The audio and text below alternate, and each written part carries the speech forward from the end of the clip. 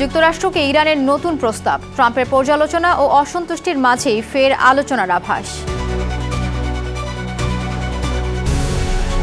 পাকিস্তান আফগানিস্তানে ফের উত্তেজনা, পাল্টাপাল্টি হামলার অভিযোগ, সীমান্তে বাড়ছে চরম উদ্বেগ।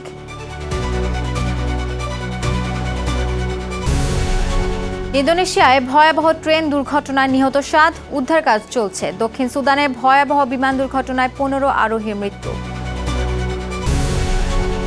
এবং যুক্তরাষ্ট্রে 2 মেধাবী বাংলাদেশি শিক্ষার্থী হত্যা, প্রশ্নের মুখে মার্কিন নিরাপত্তা এবং তথাকথিত নিরাপদ জীবন।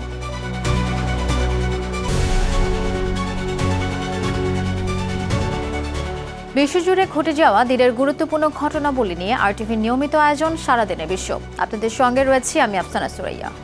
হরমুজ খোলা ও চলমান সংকট নিরসনে ইরানের দেয়া নতুন প্রস্তাব পর্যালোচনা করছেন মার্কিন প্রেসিডেন্ট ডোনাল্ড ট্রাম্প।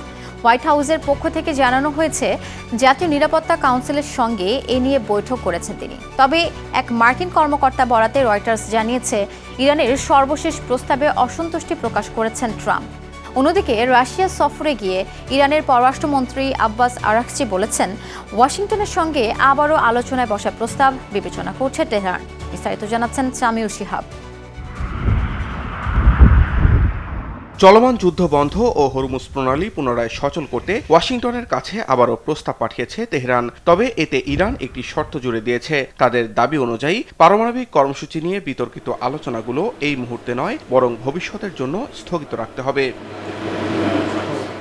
ইরানের দেওয়া প্রস্তাবগুলো মার্কিন নীতি নির্ধারকদের আলোচনার টেবিলে রয়েছে। হোয়াইট হাউসের মুখপাত্র ক্যারোলাইন লেভিট বলেছেন, প্রেসিডেন্ট ডোনাল্ড ট্রাম্প সহ তার জাতীয় নিরাপত্তা কাউন্সিলের সদস্যরা এই প্রস্তাব গুরুত্বের সঙ্গে খতিয়ে দেখছেন।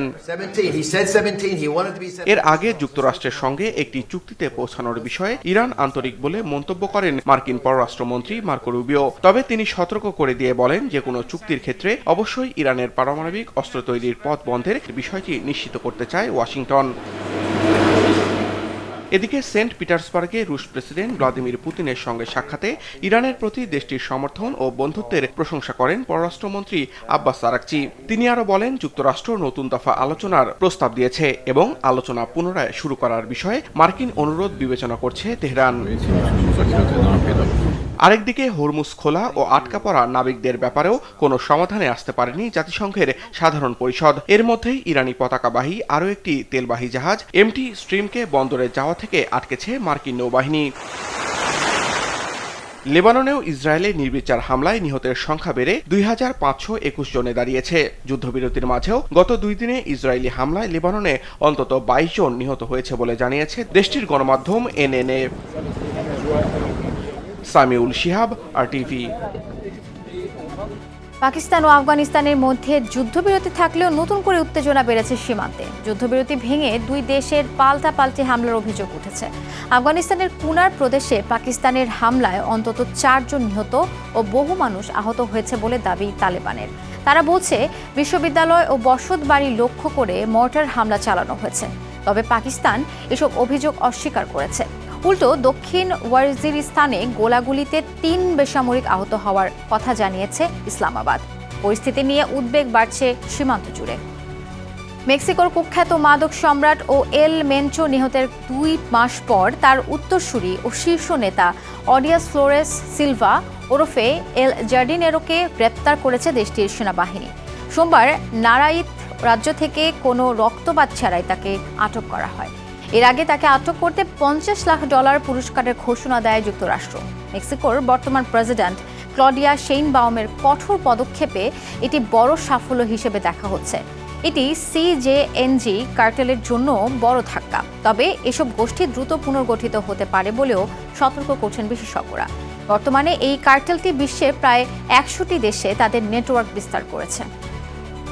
ইন্দোনেশিয়ায় ভয়াবহ ট্রেন দুর্ঘটনায় কমপক্ষে 7 জন নিহত হয়েছে। এই ঘটনায় আহত হয়েছেন আরও অন্তত 81 জন।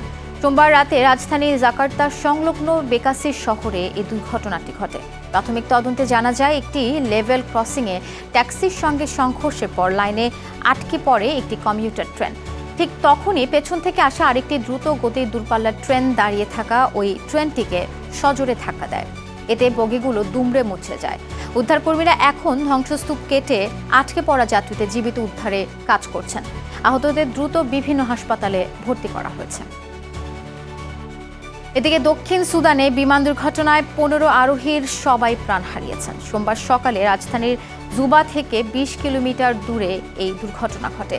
সিটিলিংক এভিয়েশনের যাত্রীবাহী বিমানটি ইয়েই থেকে জুবায় যাওয়ার পথে নিয়ন্ত্রণ হারায়। প্রাথমিক তদন্তে জানা যায় বৈরী আবহাওয়া এবং অত্যন্ত নিম্ন দৃশ্যমানতার কারণে বিমানটি বিধ্বস্ত হয়েছে।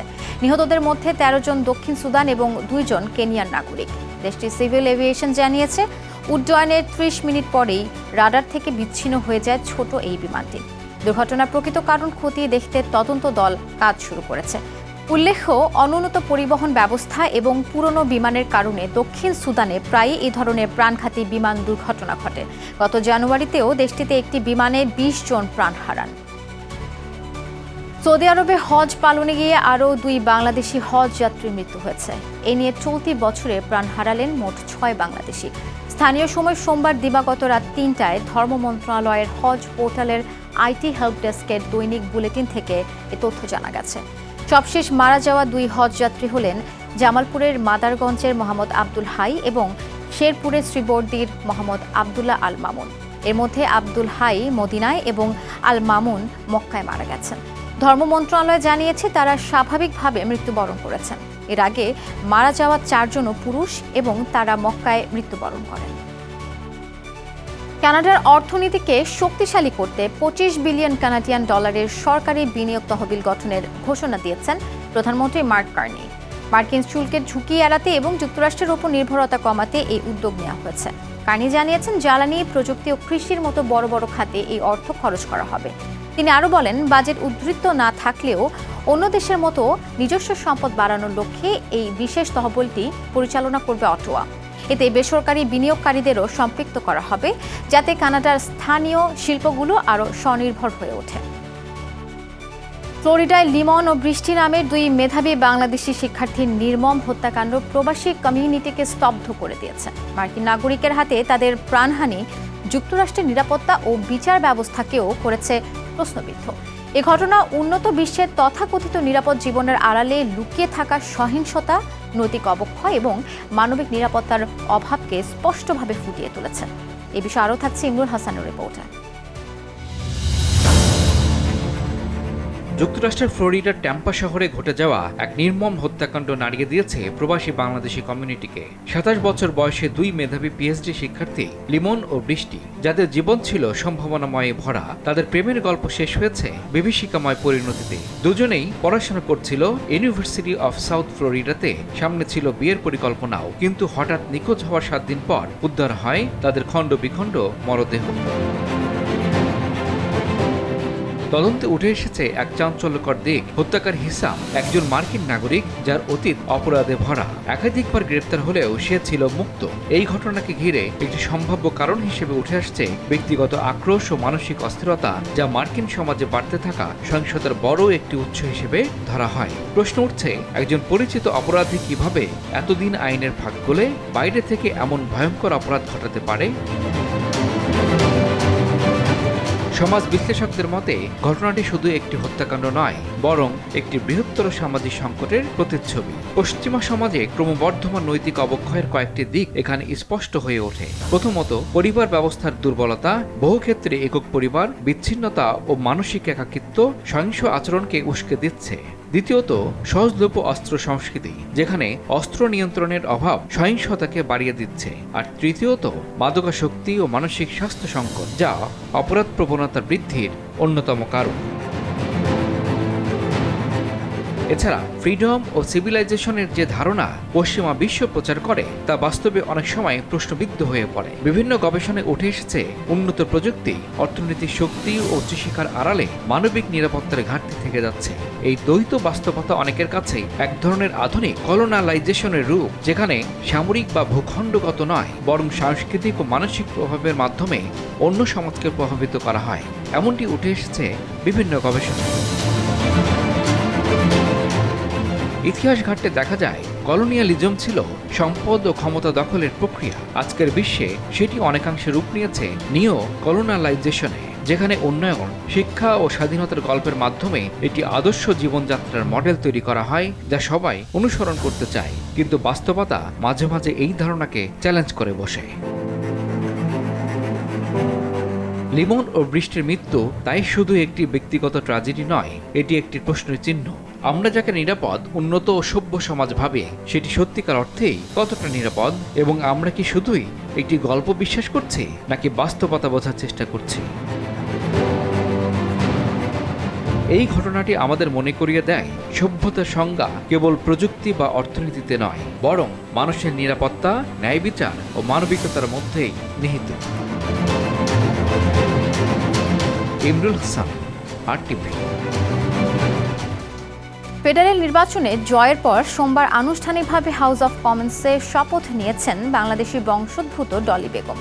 প্রধানমন্ত্রী মার্ক কার্নি নিজে ডলি বেগম সহ নবনির্বাচিত 3 এমপিকে নিয়ে সংসদ কক্ষে প্রবেশ করেন। সাবেক মন্ত্রী বিল ব্লেয়ারের আসনে জয়ী ডলি বেগমের এই শপথ গ্রহণের মাধ্যমেই কানাডায় লিবারেল পার্টির পূর্ণ সংখ্যাগরিষ্ঠতা নিশ্চিত হলো।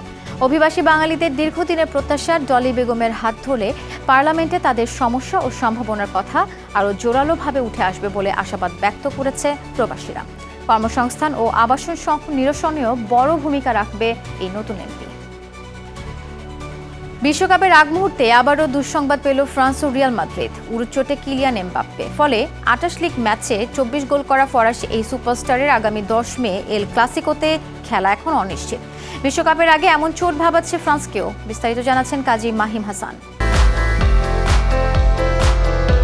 বাঁচতে শুরু করেছে 2026 ফিফা বিশ্বকাপের দামামা। 48 দল নিয়ে হতে যাওয়া এই বিশ্বকাপই হতে যাচ্ছে ইতিহাসের বড় আসর। আসরকে সামনে রেখে পরিকল্পনা সাজাতে শুরু করেছে দেশগুলো।